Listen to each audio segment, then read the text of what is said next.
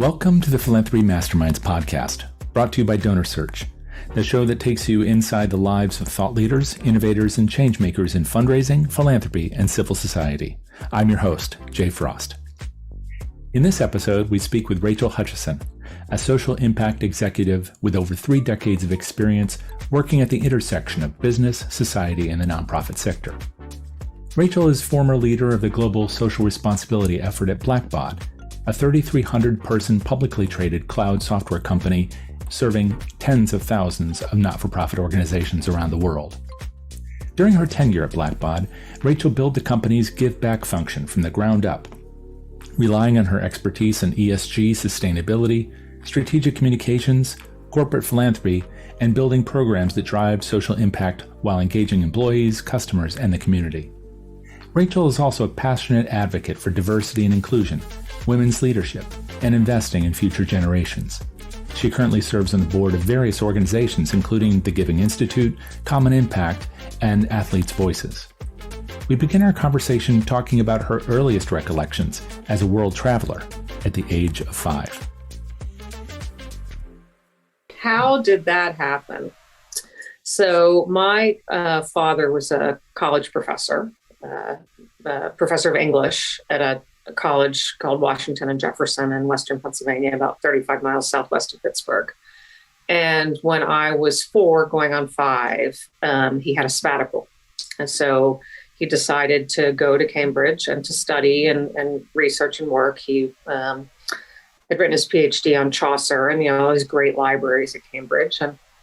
And so I have 2 older sisters, and I think they sat us down and asked us if we would wanted to go to England, and we were like, absolutely, let's go overseas. And so they moved the family for a year, and we lived at 35 Mulberry Close, which is right off of the Milton Road up from, if you know Cambridge at all. And I lived there for a year. I went to the Milton Road Infant School, which was a full day of kindergarten, which in the U.S. was doing a half day at that point. So I actually learned how to read and write and do math and ride a bike, and all these, the academic things were actually, I don't think I was supposed to learn those until I was in 1st grade in the U.S. So, but learned on Ladybird books instead of the Dick and Jane series. I think it was Peter and Sally in the Ladybird books, and then traveled a lot. We went to school and then we traveled all over Europe in our car, and my parents slept in a pup tent, and my sisters and I slept in the car, and we traveled lots. I don't remember how many countries, but it was a lot, all over the place. We went to Ireland, and we went to Scotland, and went to Northern Europe and all sorts of different places, and slept in campsites. And at that point, Europe was very different. Countries were so much more distinct than they are today. So all the money was different. And that was something that was very interesting to me. What does the money look like? What language do they speak here? And the food was culturally very specific. And also, this is pre-European Union. So the accessibility of products was different. So you very much ate local, really local when you were in certain places. And there were a lot of things my mother couldn't get in England. And so we were eating a very old standard English diet. The food in London has improved dramatically, I have to say. But that was a really formative year. I mean, I was really young, and I got to see that there's this big world out there, and it wasn't, seeing landmarks, although, I saw the Mona Lisa, I saw, wonderful things. They were just, me being 5 and taking in the world, went to a lot of art galleries. My parents were very into art. Which wasn't always my favorite thing to do when I was 5, but a lot of castles, a lot of history, just, Europe and England, and there's such old, incredible history that was just a part of life.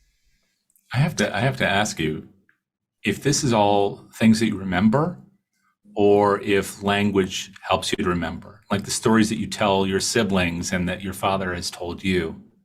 Because being 5 and making a decision to go to England, that kind of agency is pretty remarkable, but then the rest too. Yeah, that's a great question. And language and storytelling are a huge part of my family and my life. being that my grandfather was a college professor, although he taught geology. But I come from a long line of professors. My sister's a college professor and now college president. My husband's a college professor. So there's all of this, a lot of it in English. And so a lot of it about language and the power of language and storytelling. I don't remember the actual conversation of being asked about going to England. I've been told that story. But I remember, being at JFK, going to the airport. I remember, coming to our house for the first time. I remember 35 Mulberry Close in the neighborhood we lived in. I remember my teacher, my school. And of course, that's been reinforced by storytelling. And my mother took, at that point, it was always slides. She had a 35 millimeter camera and she took lots of slides. And so certainly there were things that were reinforced over time. But I do remember that year. My young life was really divided as pre and post England. Before England, I remember certain things, but I was young. And then when I went to England, when I came back, I was reading, writing, doing math, riding a bike. I'd been all these different places. We sailed home on ocean liner called the France, which I think became the SS Norway. It was recommissioned. And so it was the second largest ocean liner, I think, to the Queen Mary. And we left from Bremerhaven in Germany. We got out of school a little bit early in England and drove all over Europe for weeks and camped in different places and saw all sorts of wonderful things and went to Legoland right before we got on the original Legoland in Copenhagen. And which at that point, it was just Miniland. If you've ever been to Legoland, there are all these rides and everything now, but it was just the Kennedy Airport and Legos, just Miniland. It was amazing. And my mother actually bought us a set of Legos that we were not allowed to open until we got onto the boat. And we got onto this incredible ship and basically, I don't want to say ran wild, but my sisters and I had a great time. And my parents had a great time because where could you go? You were on a ship. We had this great adventure, 7 days, and we sailed into New York Harbor, coming back after being gone for about 14 months. And my mother woke us up so that we could see the Statue of Liberty. And I remember sitting, we'd get off the boat and we were sitting and waiting for our car to be taken off we always called it a Renault, and now they're Renaults, but we had a Renault with the U.S. driver's side when we were in England, and we were waiting. I remember seeing it being taken by the crane and lifted off the ship. So it's just a very distinct set of memories. But again, storytelling, language has always played a huge part of my life. I'm trying to imagine sitting with a really curious, literate family on the trip there while in England and then coming back. And I'm hearing Chaucer in my ears as you talk about this. Was there a lot of reading in your house and just recitation? Because I'm already thinking about the first 50 lines of Chaucer as you talk about this. Yeah. Okay. So my father, he is an English professor. He's a retired English professor, but he also, you might imagine someone very buttoned up and scholarly with little glasses. But my father's, could easily be confused for a football coach, and very just gregarious and open, and did a lot of reading. And so we would walk through the grocery store or the mall when we were kids, and he would embarrass the heck out of us by speaking in Old English or Middling, using, reciting parts of Chaucer. And yeah, you can imagine how wonderful that was when I was 12. But absolutely. I have incredible memories of two that stick in my mind. One is my father often would, I remember this at least once, but I think he did it more than once. At the college where he spoke, he was asked to go to the Fiji house for their Christmas party, and he read aloud A Child's Christmas in Wales. And so I always, was around that kind of, we went to a lot of theater. I knew a lot of the people from the faculty and the students who were in the productions. And so we were watching, things like Guess Who's Coming to Dinner and all sorts of, old classic plays, but very much language and performance. And the second memory I have is of course, record players were a big deal growing up. I remember the actual moment my mother kind of introduced me to the concept of a record. So my dad used to, with another colleague, show movies at the college on Friday nights. And so we would sit in this old lecture hall. And actually, I don't know if you know this, but W&J is where the TV series The Chair was filmed. The Netflix series with Sandra Oh. And so there are a couple of rooms that are used in that that I've spent a lot of time in. So we go to this old lecture hall, and they would show movies, and they would show Charlie Chaplin and all sorts of different stuff. And we went and we saw a Beatles double feature. So it was like A Hard Day's Night. A Hard Day's Night, yeah. And Help. Right. And I loved the music. I must have been like, 7 or 8. I loved the music. And so here I am with all the other faculty brats, which is what they call us. And the next day, my mother said, well, you love that music. Here's the music. And my parents, of course, had all the original Beatles albums, which I now have.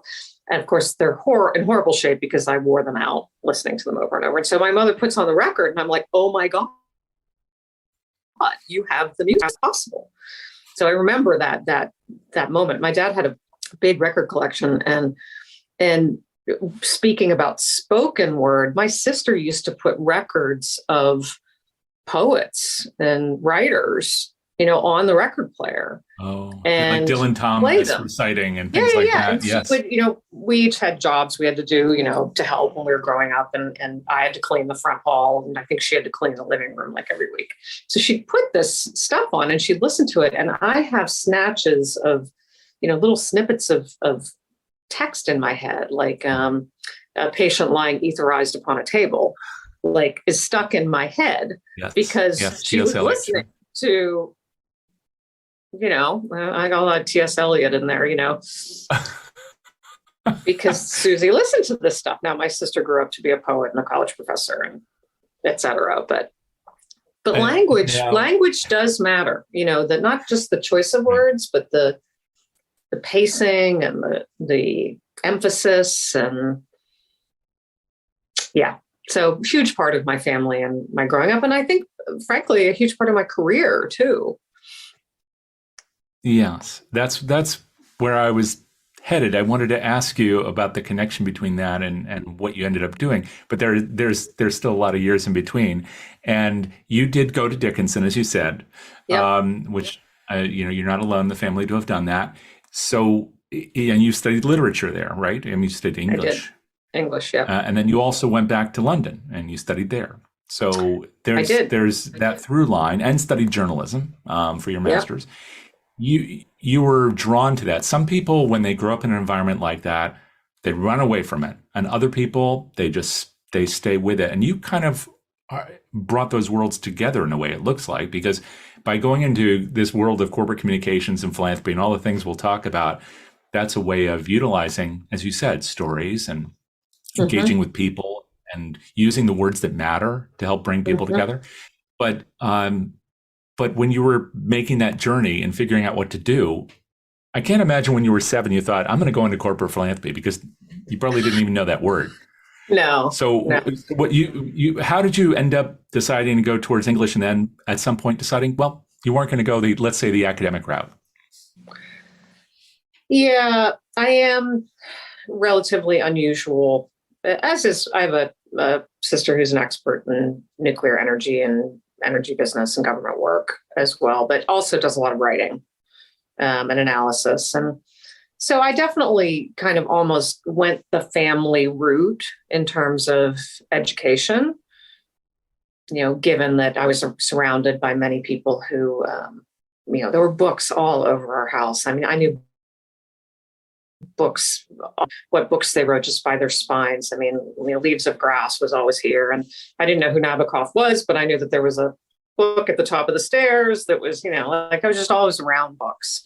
But I liked to write when I was young, and I liked to write stories. And I think I was in about seventh grade when my parents said that my allowance, whatever that was, like $1, $3 a week, whether, was based on me writing. And so I used to sit down with the old manual typewriter and bang out these stories that I would just make up. And, I just enjoyed that. I just enjoyed, creating things. And over time, I realized that I wasn't as good in creating fiction-based stories as I was at writing about personal experience, writing, things that were more reflections, almost like my own personal editorials.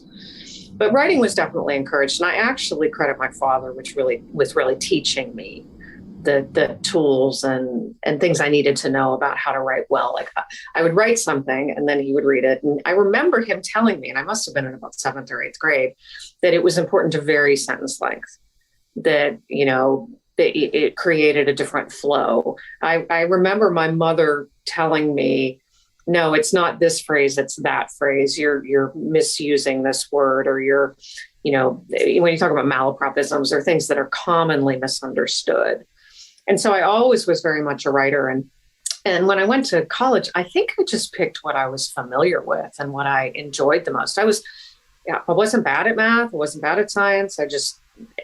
I think there was something about storytelling. And I actually had I was in freshman comp, and, it's the standard exercises like remembering places, remembering events, remembering people. And I wrote a couple of things in that freshman comp class that I remember. I kept all of that, but they were incredible memories of things from my childhood or people that I knew, and I loved doing that. And so choosing to be an English major was, I think, more about the fact that I loved comp and I loved writing versus that I loved studying literature. And literature is interesting, and you learn about language and flow. And I had a great professor my sophomore year who, was helping us deconstruct, sonnets and the stories that are behind the actual language. Not just, you could read it yourself in your homework, but then when you went to class, the professor would actually kind of unpack this thing, and you're like, oh my goodness, there's so much more here than I thought was here. But my favorite courses, I think, were advanced comp when I was a senior, where the assignments were things like write 2 pages. You can write anything, but it has to be funny. And you have to use malapropisms and cliches and whatever. And that's the assignment. Or write 2 pages about a highly emotional issue in a completely unemotional way. And then flip that. The next week, you're writing about something that's unemotional, but you're making it emotional. And the whole idea of how you can massage language, how you can use language. And I absolutely loved that class. I also loved my American Studies classes. And American Studies was still relatively new. I don't think it was a major yet when I graduated from school in the college in the late 80s. But I took a couple of American Studies classes and I loved it. And I had one, I think it was my senior year, that it was an English and American Studies class. And every week you wrote a paper, but you wrote a paper analyzing like an ad in a popular magazine, and you had to put it into talk about the cultural context. You wrote a paper about a tradition or a holiday. You wrote about music. Right? So I wrote a paper about Sinead O'Connor. I wrote a paper about the Cowgirls, which was this women's drinking club that a friend of mine was in at the University of Texas, where the women acted like men as at a part of and what did that say about society? And I loved that. So that's what got me to journalism school, and really I worked at the alumni publications office at Dickinson when I was in school, and had a wonderful mentor and boss there, Nancy Winkleman, who was an early female reporter in Baltimore early in her career. And she kind of helped me head in a way where writing was a part of my professional abilities, but it wasn't as academic. And that's kind of where I made the shift into something less academic. But in Missouri, what was so interesting about Missouri's journalism program is they required you to have a full slate of courses that you had done. I actually had to take econ and I think sociology before I went there, because they required like the whole liberal arts background. You had to have language to a certain level, you had to have math, you had to have science, you had to have everything, because their philosophy was that you had to have something in your head to write about. And I did a lot of art history and music and all of that. And other programs are kind of 9 months, you're already a working professional journalist and you run through them. But I went to the 2-year kind of full master's, which was right for me. And then I graduated at a time when you couldn't get a job in media. So, well, yes, I did want to ask you why you didn't go into writing obits or other pieces that a lot of people do in right out of J school. But it's interesting when you say that having that broad spectrum of education was important to that program. It also sounds important not just to being able to write about things, but being able to listen to people and understand both the value of what they're saying, the context for it, and be able to distinguish between what's real and what's not, which is so important in journalism. And so if you'd studied all these different things, at least you have a basis for listening to things with some degree of understanding and objectivity. Well, it just gives you context. It helps you understand that there's this huge world out there, and there's so much that you don't know, and there's so much to learn, and there are nuances to everything, and communities are different, and languages are different, and food is different in different places. And if you've never really gone anywhere, or whether yourself gone somewhere or gone through literature somewhere or through art, how do you kind of know that there's so much out there? So, that isn't what people have asked me. My kids used to say, well, how would you study to do what you do for work? Because I didn't know that I would end up in global social responsibility and ESG and strategic communications. I didn't know that I would do that. I thought I would end up in the nonprofit side, like what you would then call publications. That's what I thought I would do. Again, graduated from grad school at a really bad time for the media. And in grad school, I'd learned that I was really interested in magazine publishing, not just I was very good at editing. I could write, but I knew I wasn't a creative writer. The people I was in school with were just brilliant in terms of being really creative writers. But I liked the whole, I liked putting it all together, which turned out to be project management and skills that transferred into my life. But my kids would say, well, how did you become what you are? And what if I wanted to do that? I'd say, well, go travel, go, which I did junior year in college, and then I've continued to do throughout my life. Eat different food, read books, have things that you can find intersections with other people. And that will just give you a leaping off point to connect with them and to, have some kind of commonality and to know more about the world. So I did end up in business, which seemed really odd. My mother used to ask me when I was going to leave and go get my PhD. And I was like, why would I get a PhD in journalism? Just because people in the family have PhDs does not mean I should get a PhD. And, I found my way, but I always felt like I was a little different. I wasn't, I came from an academic family. I was more often like the customers or organizations we were serving than I hadn't intended to end up in business.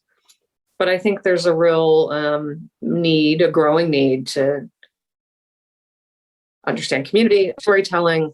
It's not just the work of the business that matters, it's that whole cultural context. And businesses don't necessarily tell that story well. I mean, we hear all the time about when they do, and people might like a brand image like Coca-Cola, or they may not, but I think we can agree that those companies tell their stories well for their markets, and that's the reason in part that they're successful. But there are a lot of companies that kind of struggle with that. So you coming in to help a growing company communicate, I'm sure was as important to the customers and to you as it was to the company. I mean, when you started with Blackbaud, it was only 100 employees or something like that? Yeah, I think I was the 130th. It was small. We're small. And I'm trying to remember when that was. Was that almost straight out of your master's? It was, yeah, exactly. I'd gotten my master's degree. I'd moved to Charleston. I was looking for a job. And I met the founder, Tony Bacher, who's English, playing soccer. He sponsored my team. And I'd played soccer in college, and high school, college, grad school. And I'm a huge fan today.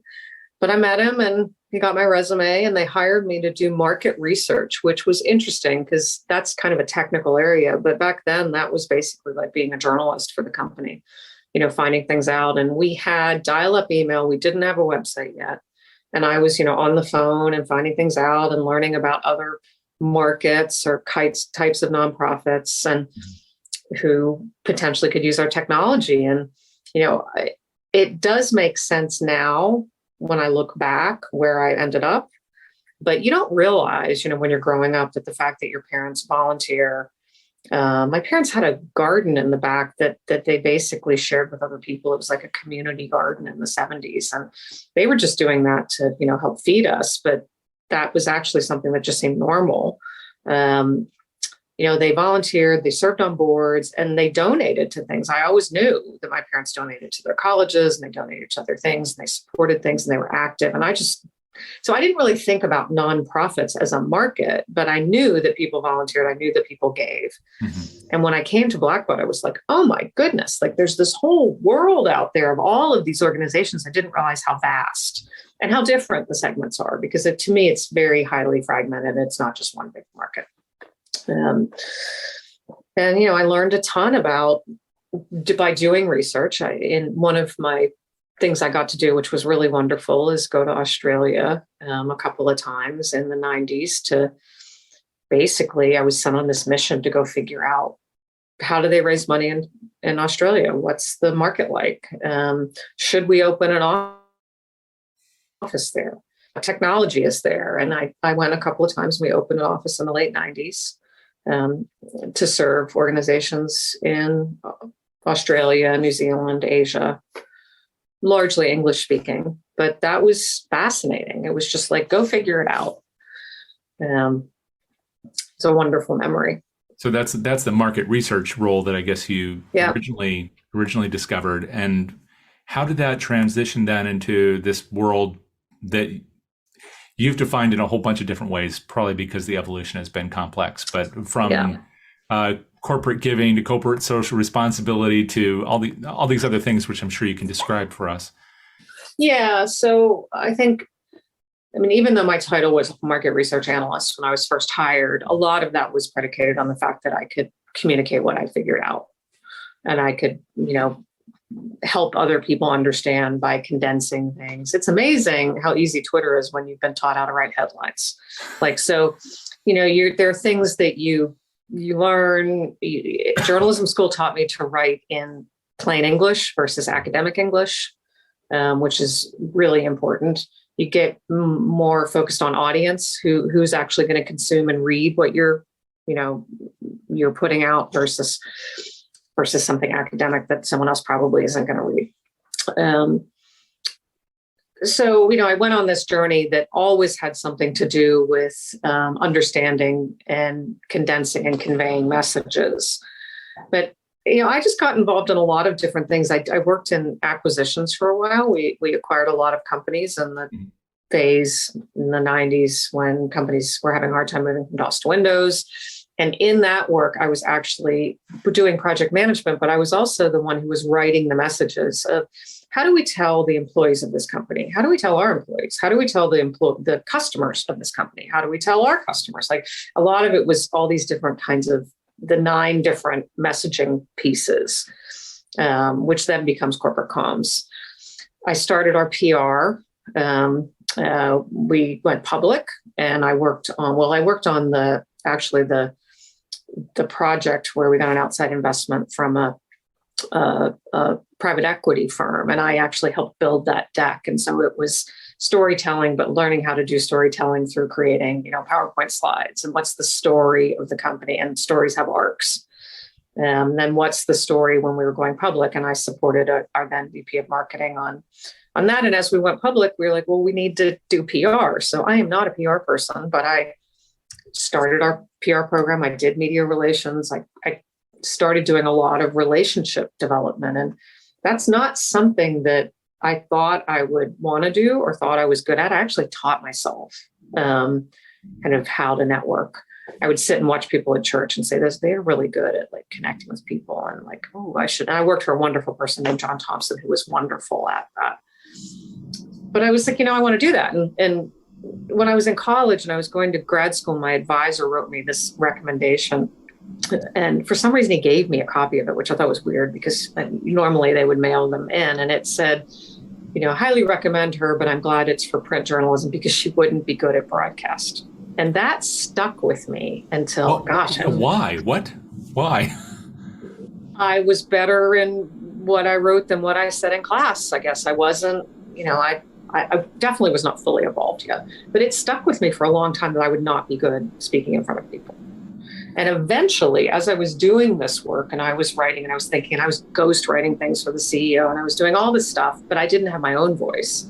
I started saying, well, I need to write some of my own things and I need to start speaking. And I started speaking in the context of serving. So as I was doing this work at Blackbaud and I eventually stuck up my hand after our founder had retired and we'd had some change. And I said, I really want to take on philanthropy as part of I was doing corporate relations and communications and managing relationships. And, we really need to upgrade how we give and evolve it for who we are today. And so that just became a part of what I did. And that put me out in the world more where I was on my feet and I was in front of people. And I was kind of applying the lessons I learned in journalism school about speaking clear language and speaking in the way that people would I think I'm more informal. And people received that well. And so I learned what it was like to have an audience react to you and how wonderful that is for someone to feed back to you. And when you're on stage and you're nervous and you find the people in the audience who are nodding and connecting with you and you kind of speak to them and started realizing, wow, I kind of like that. I want to challenge myself more. So I had these different paths going on. And one was taking on philanthropy at Blackbaud, updating it to who we were, realizing that it wasn't enough and we needed to adopt citizenship and CSR and scaling that to social responsibility and ESG. And that was like the practice. And then the other part was the, going from writing to speaking to having my own things that I was writing and speaking about. And usually writing my own things, which I think it's easier to remember when you've created it yourself. And then performing it, challenging myself to go do a TEDx talk because I'd run a TEDx committee for speakers and selected speakers and coach speakers, but I hadn't done it myself yet. And I was like, I need to do that. And then I started realizing, well, I want to do more of that. And I like bringing the kind of authentic human voice to a brand because you mentioned brand before, but when I started at work, people didn't talk about brands. People didn't talk about personal brands at all, but starting to realize like you have this brand and it has these values and how do you connect with it and emote with it? That's really what's happened in our working lives. Brands have these personalities and that it all just kind of wove together. Does that make any sense at all to you? It does, but I want to ask you about part of that and how that transition was for you, because as you said, you were speaking for others. Well, first of all, you were conducting research on the sector. And then you were speaking for others, as you said, rather than speaking for yourself. And you were also doing it through the pen and not the microphone. It's a very different experience. So it is. I've had the opportunity to talk to you for a long time now in different ways. And you have never been a shy person with me. But I understand that making that transition from paper to microphone to stage for some people is more challenging than for others because there are a couple things. One is the level of exposure, especially when they are your own words, your own ideas. And then the other is that exposure sometimes leads to criticism. And a lot of it can be quite unfair, or it's not directed at you, it's directed at the ideas that you seem to be representing as you speak about things. So how was it for you making the transition from a relatively protected world of words to increasingly not only speaking for others, but for yourself on a stage where probably people were taking pot shots at you, either because of who you worked for or what you were talking about, or just not getting it at all about philanthropy, frankly. Yeah. It's something that evolved. Isn't something that where a switch just went off. I now believe that the ability to stand on a stage and speak is incredibly important. It's an incredibly important leadership skill. And I spend a lot of my time, I volunteer and help people find their voices and share their voices. Often people will say, because I was very much like this, they'll say, well, I don't have anything to say. I really don't know enough. I don't have anything to say. And I had that for a while where I was like, well, I'm not important enough. I'm not experienced enough. I don't have enough to say. But I was the one writing the Huffington Post, ghostwriting the Huffington Post series, or I ghostwrote a lot of speeches for executives. And I was writing the messages that were going out to the company, and nuance of language, a lot of different structures, understanding, are you writing this for an email? Are you writing this for a speech? Are you whatever? And I was enjoying that, but you're right, it was protected. Part of the frustration of being a ghostwriter, though, is that you don't get to deliver it. And you're sitting in the audience, seeing what worked and feeling validated. Oh, okay, I thought that would work. I thought that would be something an audience would react to. Or seeing something be delivered in a way that didn't have the full power of how it could be delivered, because the words are only one part of it. How you deliver it is another part of it. So I think I kind of went on a natural progression. Our CEO at the time had announced he was retiring, and we had a hiatus. We had an interim before they hired the next one. And at that point, I started, I had this website for a while called Business Doing Good, which I blogged about how basically what I would now call social responsibility, and looking at all sorts of decisions about social responsibility, not just giving and volunteering, but starting there, was for any business, any size business, not just the big ones. And so I blogged about it and then put it together into kind of like guides. And I did this for about a year and a half. And it was the first time I kind of really put something out with the support of the company under my own name. And I just enjoyed doing it. I started then around that time being someone who was interviewed, versus I wasn't doing the media relations anymore. I was becoming more of a person who would speak for the company. And I think some of that just came from my long history there, my understanding of the market. I got really involved in Giving Tuesday. And so I did a lot of interviews about that. And I was very comfortable with the media. And I didn't realize that I would be. But a lot of people are not comfortable speaking in public. And so I got opportunities because other people, I don't think, wanted them. And so that became something that I was known for doing. So I definitely pushed myself at certain points. I was used to standing in front of an audience. I could stand on a stage and do the 4-minute intro. I like to memorize that and not, read it from a teleprompter. But I was like, I need to do something more. And that's when I decided to do a TEDx talk and seek out some other opportunities to push myself out of my comfort zone. And I always tell people, if you're not a little bit nervous before you go on stage, you might not do a good job, because you really, you want to need to do a good job and get up there and not just say it. And you want to connect with the audience, because something like 80% of what you say on stage, people don't even hear. They want to connect with you. And right. But I do, I learned that it was something that actually fed me. I do want to ask you about that, because this is audio, so people can't see us, but you've got a couple of folks of a certain age who are both white. And I know you've devoted a lot of your attention and energy and advocacy to also making sure that the sector is truly representative of the country. And and you've definitely done that, especially where women are concerned at AFP and other places. The reason I'm mentioning that is that when we don't see a great deal of diversity on stages, or at least we haven't in the past, I wonder what we can do to ensure that we have greater representation of every voice in the sector. And I wonder if maybe part of this is the kind of encouragement you were just providing for people uh, taking the microphone, doing it in the ways that you've done it. What is it that we need to do that you've been working so hard at doing to ensure we have greater representation? Yeah, so I am hugely passionate about what you would call DEI. I think it's a huge part of ESG.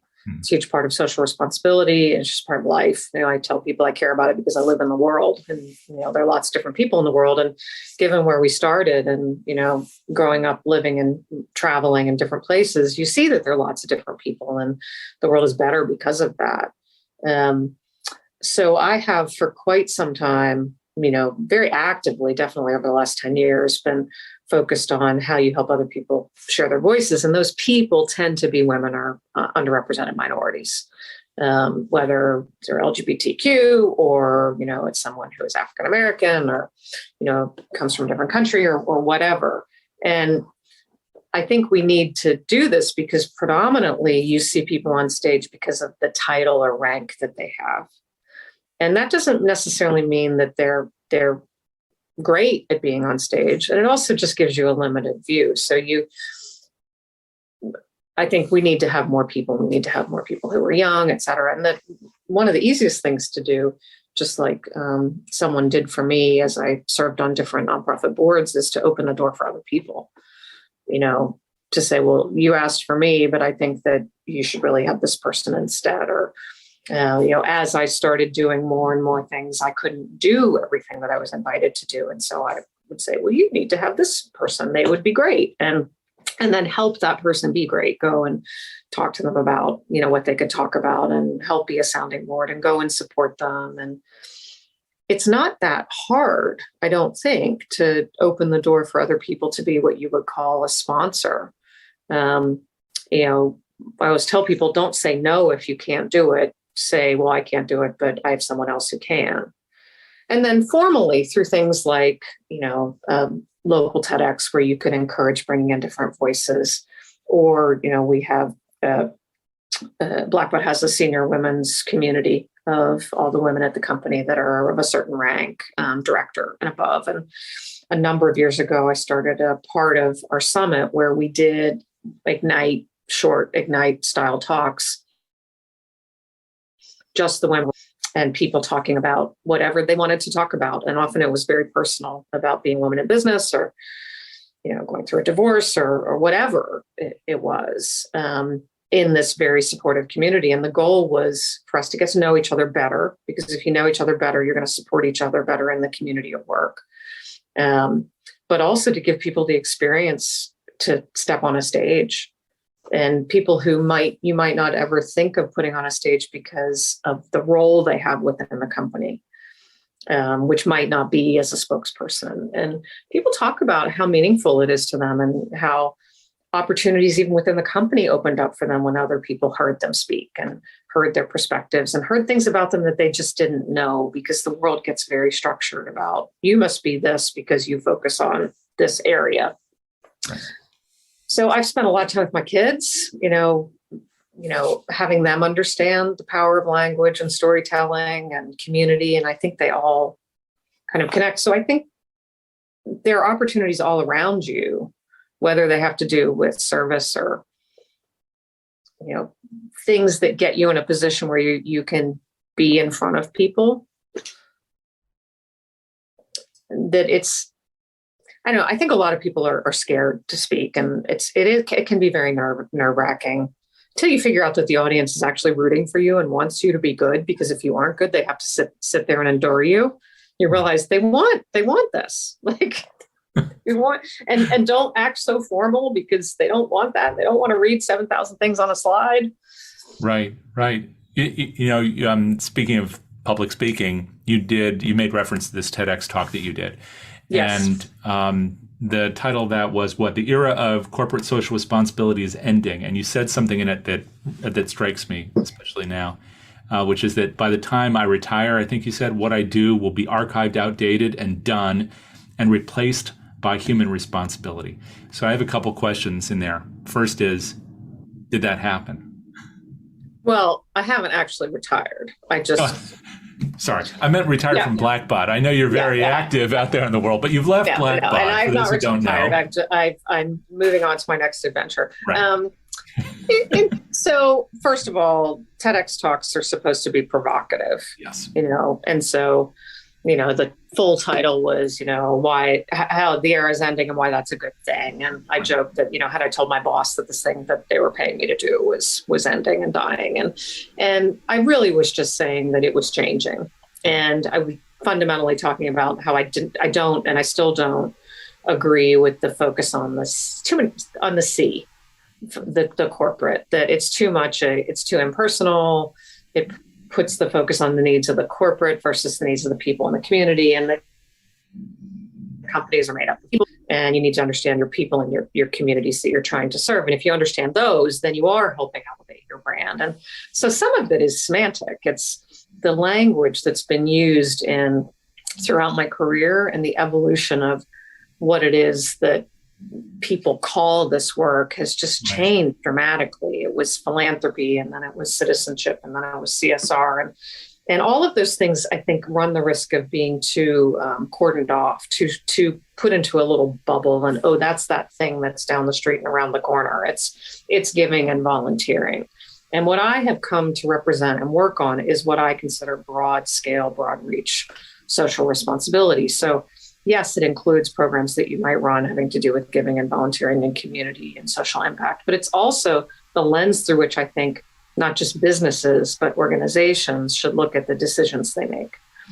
How they hire people, how they treat people, how they develop their products, their supply chain, their commitment to the environment, their governance policies, all those things. Are you looking at the decisions you're making through the lens of being a good, socially responsible citizen in the world? Not separating that as something that you just kind of do over on the side. So that language has evolved tremendously. And that's part of what I was, in my talk, I was trying to argue that that the focus is wrongheaded when you just focus on by calling it this old thing. And when you open up your mind and think about the people in the community, you're going to realize other things. And then I actually did another talk last year called ESG is for Everyone, that was kind of riffed off the first talk, and very much was that ESG is this completely misunderstood thing because it's a clunky term. Right. Environment, social. Could we start with you just defining ESG? Because Sure. I've heard different definitions from different people, all of them really know their stuff. What would you say? How would you define it for the rest? Well, so the challenge is that it's not only defined a little bit differently by different people, but it's also misused. So ESG stands for environment, social, and governance, and it comes out of the investment world of people looking at companies, publicly traded companies often, and deciding if they want to invest in them. And you want to understand the risks to the business. And you look under the E for environment, S for social. So environment's pretty clear. Social is everything having to do with human capital, diversity, equity, inclusion, your supply chain, your community. And governance is policies, practices, board, pay, et cetera. And so you can, go on the web and look up ESG, and there'll be lists of things that go under the E, the S, and the G. And there are rating agencies out there in the world that will rate companies based on the data that they share publicly that fit into these buckets. And it's really important, but ESG has become used to mean stakeholder capitalism. I was at a conference last year, and the first session was, we're going to talk about ESG. And what they talked about was remote work. And there's a subset of remote work that has to do with data that is in ESG, but it's not, to me, that term is being used to represent what I think broad scale social responsibility represents. So I was arguing in ESG is for Everyone that, in my first talk, I was like, every company, every organization should be focused on doing good in the world, but it's about people and community. And in this talk, I was saying, every organization, not just public ones, should be thinking about what people are saying ESG represents. Are you a good citizen in the world? Are you looking at decisions the way you would look if you cared about ESG, your impact on the environment, the products you purchase, the car you drive, because ESG it has become weaponized and political. And it often is around an issue, not actually what ESG data is. There's another piece to this, and when I think about that earlier TEDx talk, and then some of the other work that you've been doing, especially with things like the Generosity Commission, the other work you've done with the people at the Giving Institute, and their focus on kind of this decline in general participation by the U.S. population in what we define as philanthropy or giving to not-for-profit organizations. And that if you take the end of that phrase, that replacing it with human responsibility, one of the ways that I heard that in my head was, this is a chance for people to take action. Sure, for companies to think about the individuals rather than just their brands, as you were talking about, but it's also a chance for people to take action locally, whether it's like you talked about with your parents growing those vegetables in the back garden, or serving on those boards, or all those things which obviously informed your decision to work at Blackbaud, because ultimately, aside from that soccer game, I'm sure you could have gotten a job somewhere else, but you went there, and then you continued to work there and do all these things. But at some level, it's about people making decisions about. Absolutely. I mean, the actually in the end of the ESG is for Everyone talk, I actually talk about individual action. I talk about my father growing vegetables because he believed that they should come from the ground and not the store. I talk about my son, who's just left for a job as a program director at a camp and conference center, learning about sustainability, those nights under the stars when he was camping and growing up and learning about, his interest in sustainability came from that. So individual action is really important. And I have more been in positions to try to take the message to other organizations. And I believe that I love nonprofits, about philanthropy and nonprofits a lot, and I'm committed to that. But I think we need more and more companies to actually understand the impact that they can have on the world if they make wise decisions. They can have a broader reach and impact on some really big issues. But at the same time, I don't like it when people say, well, the company should, or that company should do something that's better, if you're not thinking about that yourself as well. We shouldn't just leave it to the companies. Individual people, collectively, and how you vote and how you act and all the things you do make a difference. Sure, it's a much bigger thing when a big company makes a change. I just was totally thrilled when I saw that Coca-Cola was creating these cardboard things that they're going to put the soda cans in instead of the rings. The plastic rings that the insidious plastic rings that are awful, that I carefully cut every time but I hate it when I have to buy these things. And now there's going to be cardboard. And I'm like, that's a big move, because then of course the other brands are going to follow suit, and that's going to make a huge impact on the world. But at the same time, I as a consumer can decide what I purchase, what I drive. I drive a hybrid. Because of course I do. I work in the world of social responsibility, So let me ask you about that. So the individual is really important to this whole thing. They're important to the decisions we make about where we work, what we do, the pressures we place inside a company to be better, in the same way that you did by founding essentially the giving arm of Blackbaud and growing it over time with your peers and your colleagues. But then there's also the pressure that makes a company like Coca-Cola decide, we're going to stop making plastic rings. We're going to start delivering in cardboard. So how much should the onus be on individuals to put pressure on companies and other institutional actors to do the good things? I would love to think that organizations would just do it anyway. And many do. There's been this, false dichotomy. I graduated from college in what I call the Gordon Gekko greed is good era. If you've seen the movie Wall Street, Michael Douglas, greed is good was his phrase. And, if you wanted to make money and be successful, you went into business. And if you wanted to do good, you got an MPA or worked for a nonprofit and decided you were never going to make any money for the rest of your life. And now there are all of these ways you can have a good income and have a good life and contribute to something that's big. But there was really this idea that business was bad and nonprofit and governments were good. And, look at all of the innovations that came to us through business. I always talk about the refrigerator, but you needed that merchant store on Main Street. We needed business as a part of society. And I think we've come back to a point where we can understand that. But there's always a tension in people pushing organizations.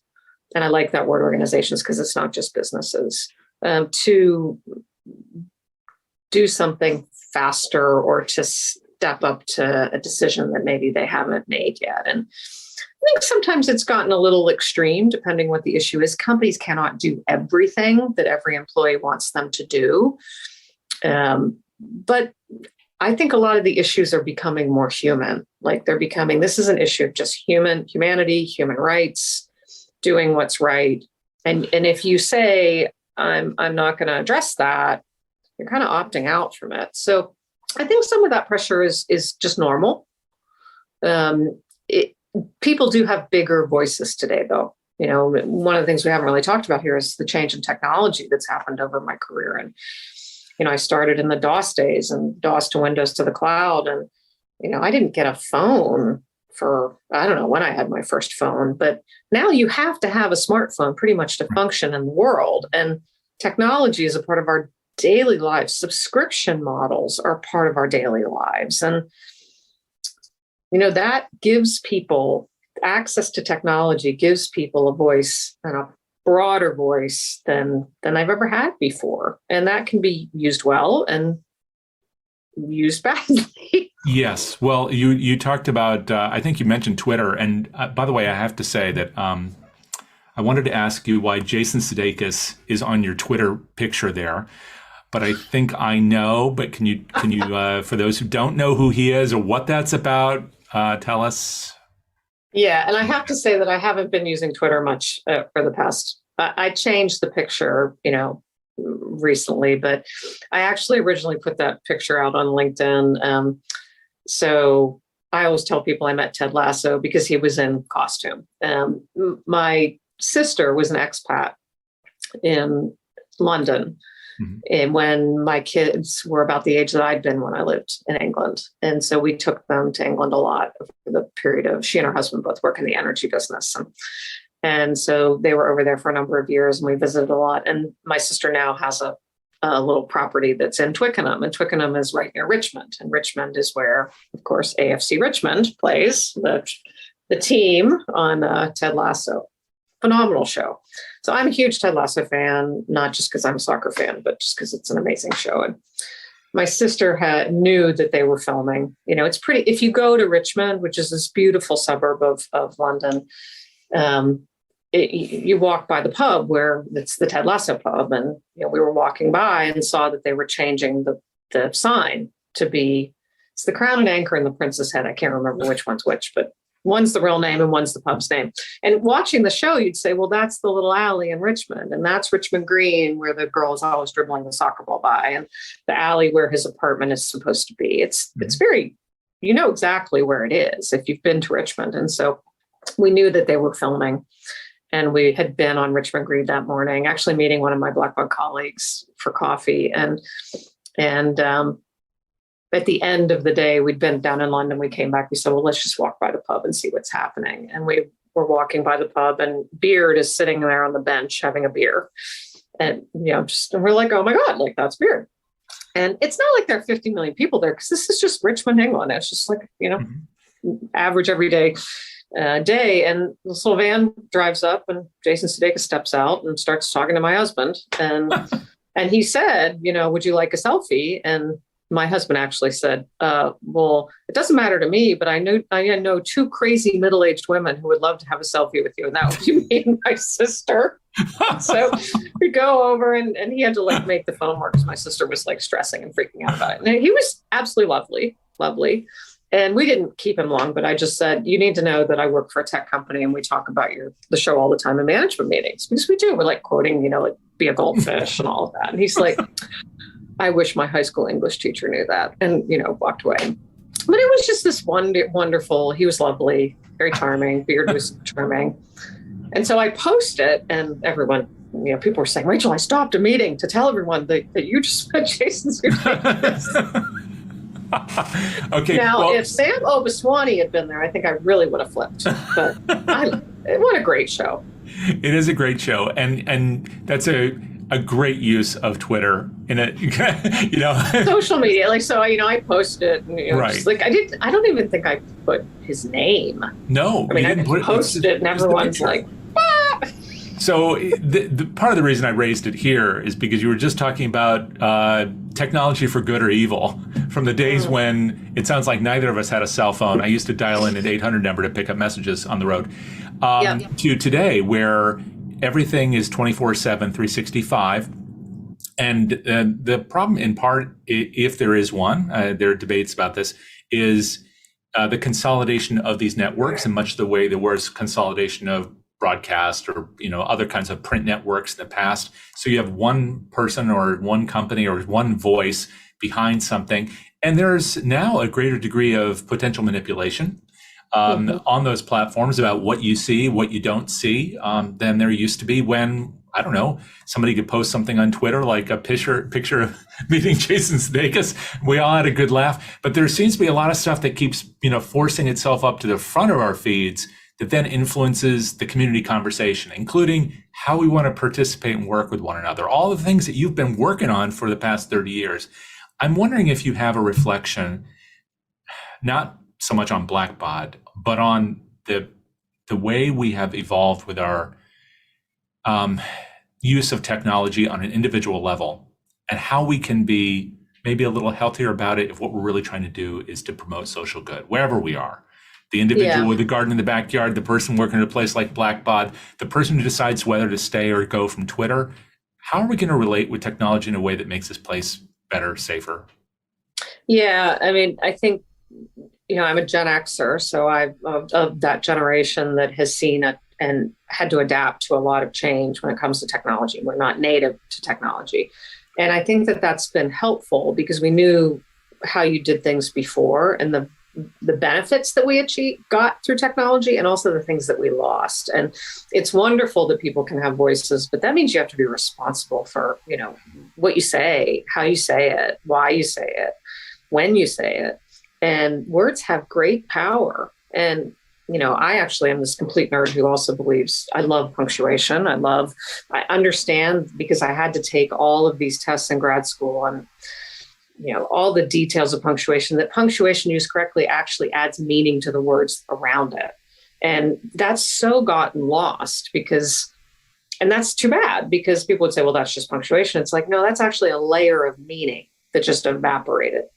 So I do think that it's wonderful, some of the things that we get through technology, but people need to understand the issues around data, that everything that you do leaves a trail of data in the world. And I don't think people actually really understand the impact of that. They don't understand the implications to privacy. When you say whether an organization or your phone can submit your data to the phone provider, you can choose to say yes or no. You can go into your permissions and turn things off.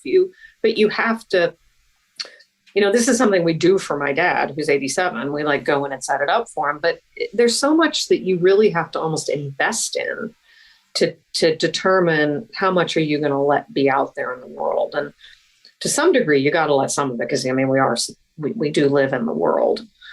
But being responsible about what you say, when my kids were old enough to have Facebook pages or get involved in social, I talked to them about, people are going to know you for what you post, and you're going to need to understand this phrase that did not exist when I was in high school, which is curate your timeline.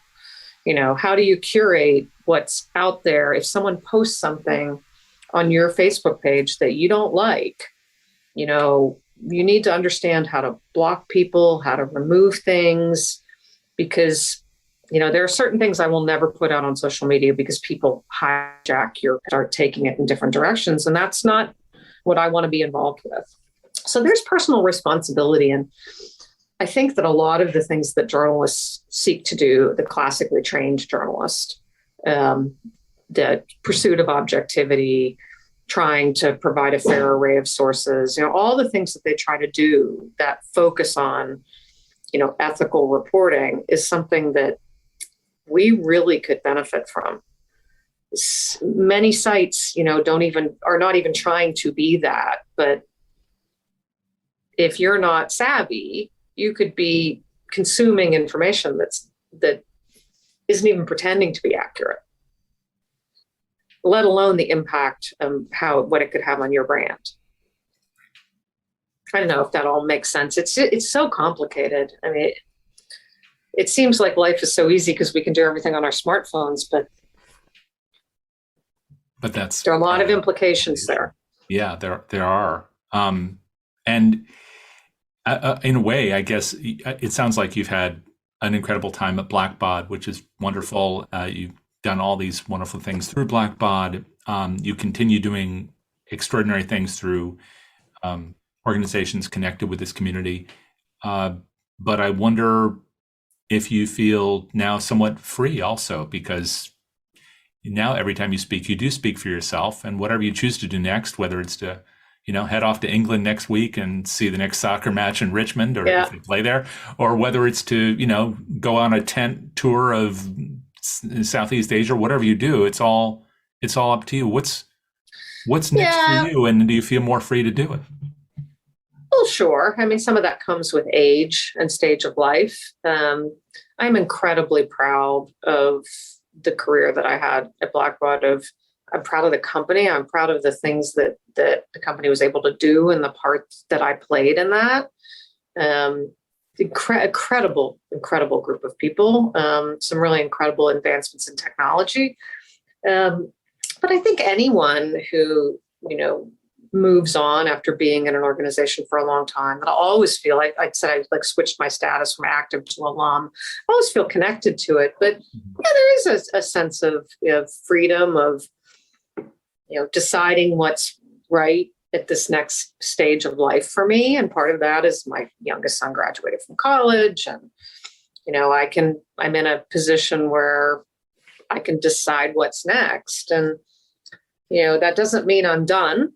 I really, really am interested in how companies can really actively be more of an engaged force in solving problems in the world and delivering careers with purpose and, really everybody at the table.